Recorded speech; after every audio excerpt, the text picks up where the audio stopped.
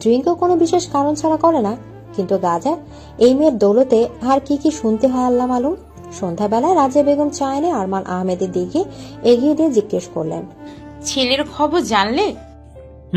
জাহিদ বলল সে নাকি ব্রেকে আছে, 2 দিন পর্যন্ত বাড়িতে আসবে না। কোথায় গেছে? তা কিছু বলেনি। তো ফোন বন্ধ রাখার কি প্রয়োজন? এই ছেলের মতিগতি আমি বুঝি না বাপু। হুট হাঁটো এভাবে নিরুদ্দেশ হয়ে যাওয়ার মানে কি? ওরা কি একেবারেই না করে দিয়েছে বিয়েতে? ফ্যামিলির সবাই সম্মতি আছে, শুধু মেয়েটা রাজি না। রাজিয়া বেগমের মনে খুব জমলো। তার একমাত্র অমন গুণবান সুদর্শন ছেলের জন্য যেখানে কিনা অগণিত সুন্দরী পাত্রীর বাবারা লাইন ধরে দাঁড়িয়ে আছে, সেখানে এই মেয়ে কিনা তাকে প্রত্যাখ্যান করে। আবার ছেলের উপরও রাগ হলো ভীষণ। ওই মেয়ে ছাড়া নাকি সে বিয়েই করবে না, তা সাফ জানিয়ে দিয়েছে। কি এমন দেখেছে ওই মেয়েতে যে ওই মেয়েকেই বিয়ে করতে হবে? এখন আবারও নিরুদ্দেশ হয়েছে। নেহাতি ছেলেটাকে প্রাণের থেকেও বেশি ভালোবাসে, একেবারে যক্ষের ধন তার, তাই কিছু বলতে পারে না। চাপা রাগ আর খুব মিশানো একটা শ্বাস ছাড়লো রাজিয়া বেগম। রাত প্রায় 9টা। চাদর মুড়ি দিয়ে একদম গুটি সুটি মেরে শুয়ে আছে ইশিকা। সেই যে সন্ধ্যার আগে ঘুমিয়েছে আর ওঠার নাম নেই। ব্ল্যাঙ্কাট চুলগুলো মুখের উপর এলোমেলো হয়ে পড়ে আছে। সামান্য কিছু চুল ঠোঁটের ভাঁজের এক পাশে গিয়ে মিশেছে। ফোলা ঠোঁট জোড়া লাল টকটকে হয়ে আছে। আমার ট্রেতে করে খাবার নিয়ে এসে ইশিকার পাশে বসে আছে। এক ধ্যানে চেয়ে আছে ইশিকার দিকে। ঘুমন্ত অবস্থায় কি নিষ্পাপ লাগছে মেয়েটাকে, তাই এক মুখখানার দিকে তাকিয়ে বোধ হয় হাজার জনম পার করে দিতে পারে সে। ইসু ওঠো, খেয়ে আবার ঘুমাও। কি ওঠো, খাবার খেয়ে আবার মেডিসিন খেতে হবে। ইসু ওঠো না লক্ষ্মীটা।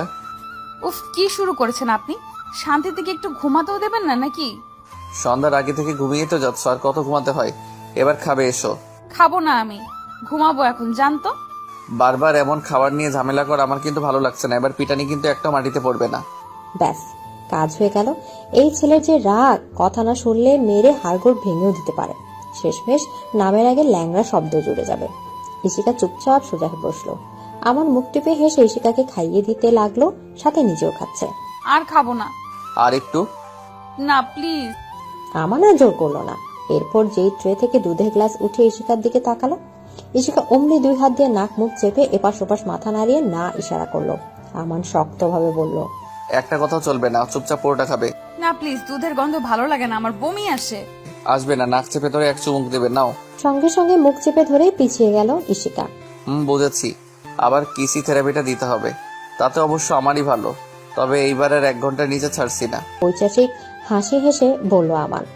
আমানের কথা শুনে ইশিকার চোখ বড় বড় হয়ে গেল। 1 ঘন্টা এত দম আটকে মারার পায়তারা করছে এই ছেলে।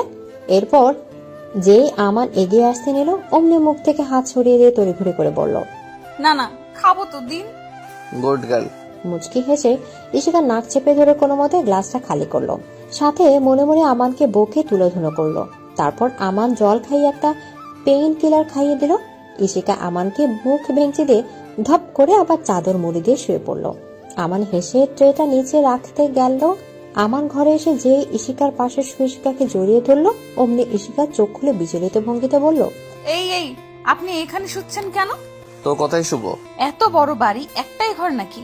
আমি একা ছাড়া ঘুমাতে পারি না, যান অন্য ঘরে গিয়ে ঘুমান। বললেই হলো নাকি? এখন আর একা ঘুমানো যাবে না, অভ্যাস পাল্টাও। আর আজকে তো আমাদের বাসর রাত। বাসর রাতে কি বর বউ আলাদা থাকে নাকি? নিকুচি করেছে আপনার বাসর রাতের। আপনি যাবেন নাকি আমি উঠে চলে যাব? রেগে বলল ইশিকা। আমার কিছু একটা ভেবে তারপর দুম করে ইশিকার কপালে চুমু খেয়ে বলল, ওকে সুইটার, তোমার যেতে হবে না, আমি যাচ্ছি। তুমি বরং একা ঘরেই শুয়ে শান্তিতে ভূতের সাথে বাসর করো, কেমন? ভূত। এই এলাকার ভীষণ উপদ্রব এদের। সবার বাড়ি বাড়ি প্রতি রাতে হানা দেয়, আর নতুন মানুষ পেলে তো কথাই নেই, সাথে করে নিয়ে যায় ওদের রাজ্যে। তারপর কাঁচা মাছ খাইয়ে ডামাডোল বাজিয়ে ঘুঙুর পরিয়ে নাচায়, আর কথা না শুনলেই ঘাড় মোটকে দেয়। ইশিকার ভয় পাওয়ার বস্তুগুলোর তালিকার মধ্যে প্রথম বস্তুটি হলো এই ভূত। ছোটবেলায় জুজু বুড়ি, মামতো ভূত, মেঝো ভূত, পটকা ভূত, সব ভূতেরই গল্প শোনাত তার দাদি। এখন বড় হয়ে হরর ফিল্মগুলো দেখে ভয়টা দ্বিগুণ বেড়েছে। মনে মনে বলল, আল্লাহ, এ কোন জায়গায় আমাকে আনলো এই ছেলে? বাইরে মেয়ে ধরা তো ভেতরে ভূত। ঠিক আছে, আমি যাচ্ছি তাহলে। Have a nice dream with ভূতস। বলে আমার উঠে যেতে নিল। ইশিকা আতঙ্ক ভাবে আমানের টি শার্ট টেনে ধরে। কি হলো? এই তো তাড়াতে চাইছিলে, আবার না কেন?